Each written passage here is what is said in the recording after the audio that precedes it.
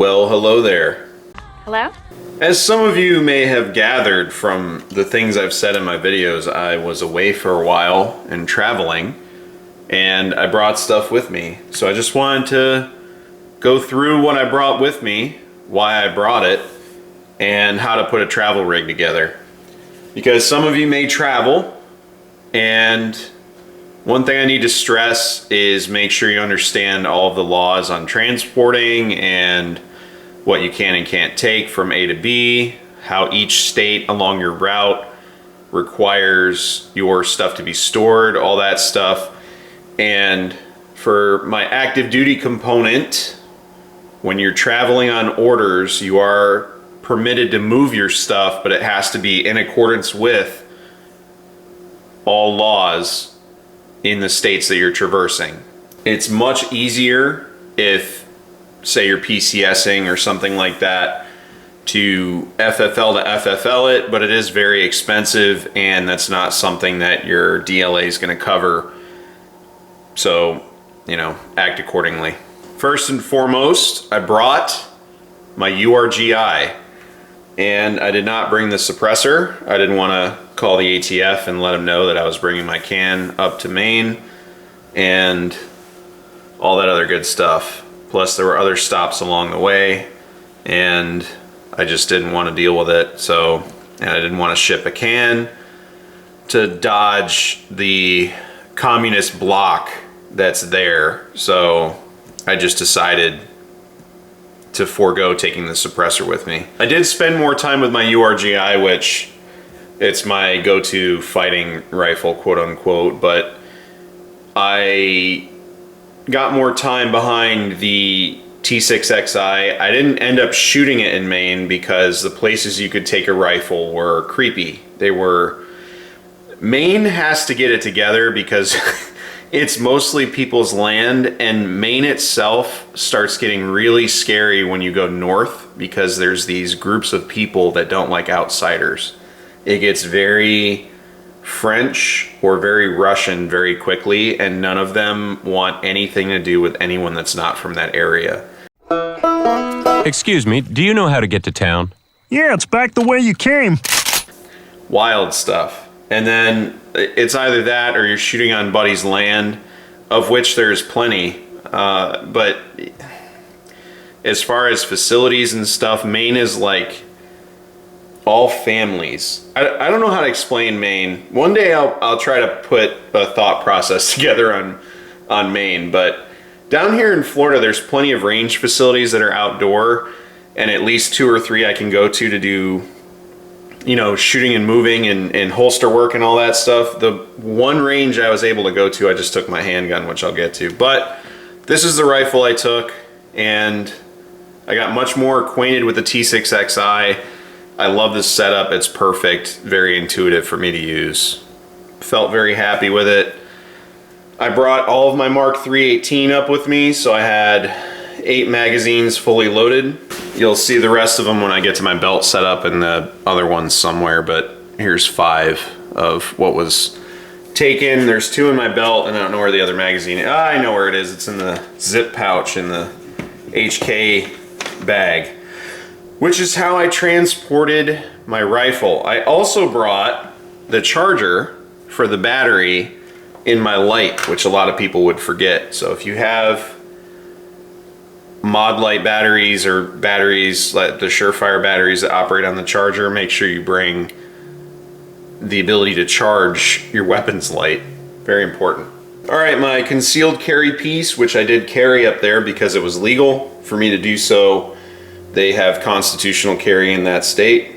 So I walked around with my HK P30. This is the pistol that I brought with plenty of spare magazines that were loaded, and this was my carry rig though. I carried the P30 with a round in the chamber, so 18 rounds, and then one 17 round reload. And that's how I walked around.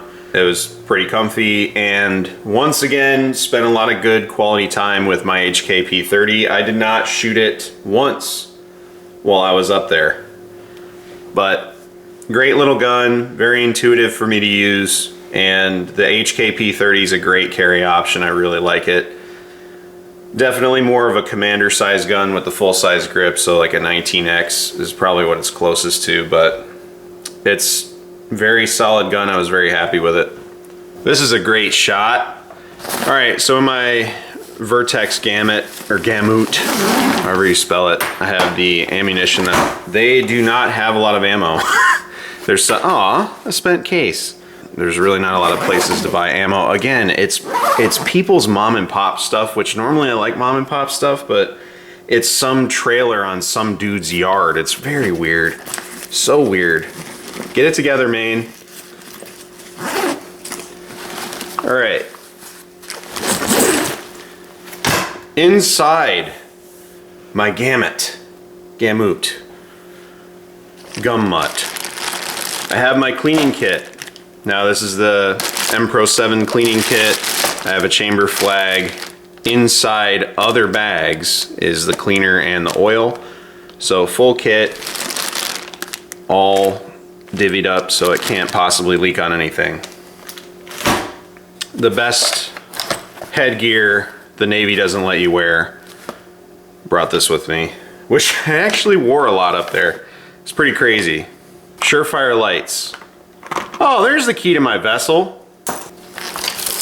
My battle belt with my Glock 17. Now I actually did shoot my Glock 17 up there, which was cool. And I have my typical battle belt set up. I have two 19 rounders that are fully loaded. And I have 2 magazines for whatever my primary fighting rifle is. That is currently loaded with Mark 318 Mod-O. I gotta shoot all this because I'm switching to Black Hills. 77 grain OTM.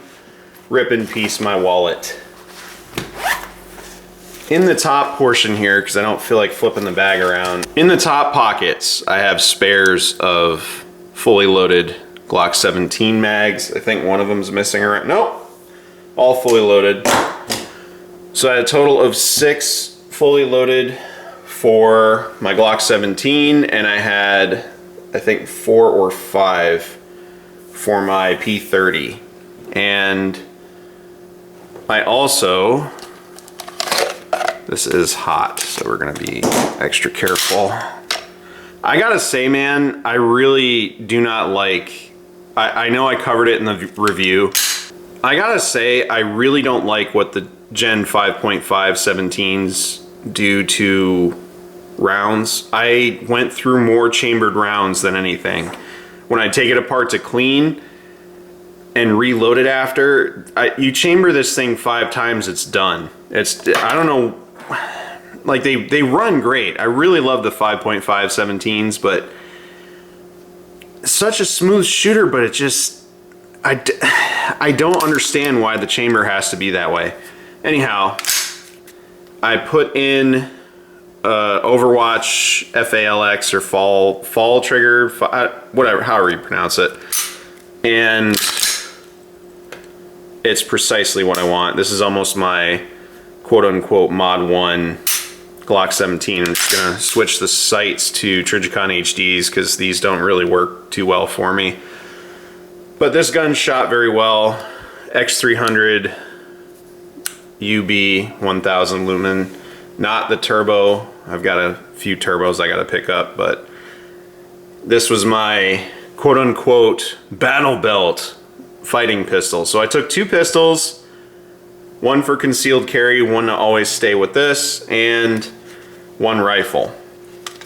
Overall, very simple, and I didn't buy any other guns while I was up there, which is impressive because I saw a Wilson Combat 92G Brig Tac that I was so close to taking home, but I didn't. I was good. I might still call the shop and buy it though. What's important is not bringing too much stuff. It's very easy to bring too much stuff. I had a very simple loadout, and of course I also had hoodies and rain layers and things that I took with me. This isn't a 24-hour bag setup. This is a put my gear in an unsuspecting bag so I could transport it. But this one bag had my battle belt in it, the cleaning gear, a boonie hat, extra mags that were fully loaded, spare mags that were not loaded so I could go to the range with either pistol if I saw fit, and I brought 2 spare rifle magazines so I could get a reload in there if I ever shot rifle, which I did not do.